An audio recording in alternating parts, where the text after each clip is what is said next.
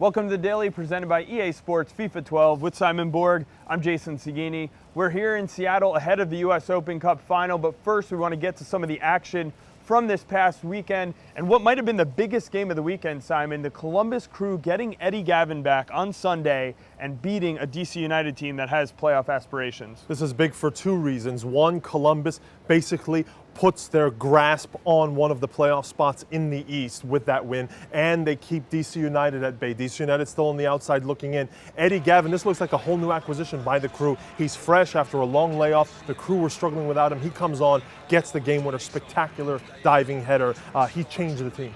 And plenty more action relating to the playoffs and how they're going to set up, including Juan Pablo Angel getting a late goal for Chivas USA. Check out all the coverage on MLSsoccer.com. We're going to mention a couple other games, especially ahead of Super Tuesday, and that is the LA Galaxy just about wrapping up the Supporters Shield with a big win over Real Salt Lake, and fittingly, they can wrap up the Supporters Shield now on Super Tuesday against New York. After Real Salt Lake opened the scoring at the Home Depot Center, you thought maybe there would be more suspense to this, but the LA Galaxy come back with two scrappy goals. Barrett getting a goal when you don't imagine Jamison Olave allowing him the space to kick that one in. And then on the other end, an own goal by Borchers. So Real Salt Lake's two clutch central defenders fail them in this instance. Of course, their opponents on Super Tuesday, the New York Red Bulls, get a draw in Toronto, and it was Thierry Henry coming up with a very clutch goal for the Red Bulls. And clutch goals, that brings us up to our Marine Corps leader of the week. Has to be Fredy Montero, who came up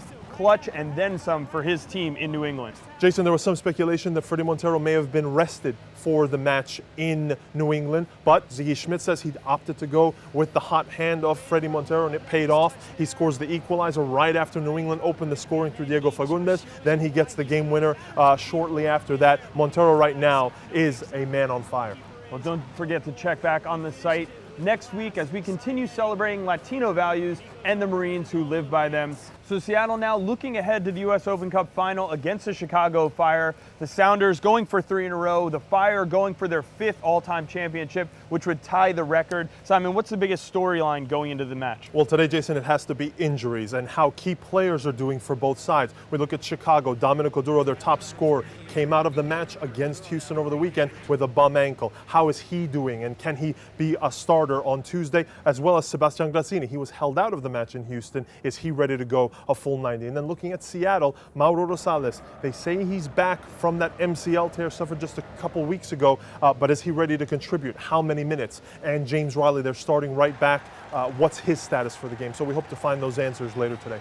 So plenty of questions. We'll hope to get all the answers later today. Stay tuned to MLSsoccer.com for full coverage of both Super Tuesday matchups. And don't miss out on a special Extra Time Radio that you can get on iTunes or Buzzsprout this afternoon. We'll have Seattle Sounders General Manager Adrian Hanauer on the show on our end. Also on the New York end, Thierry Henry will join the guys.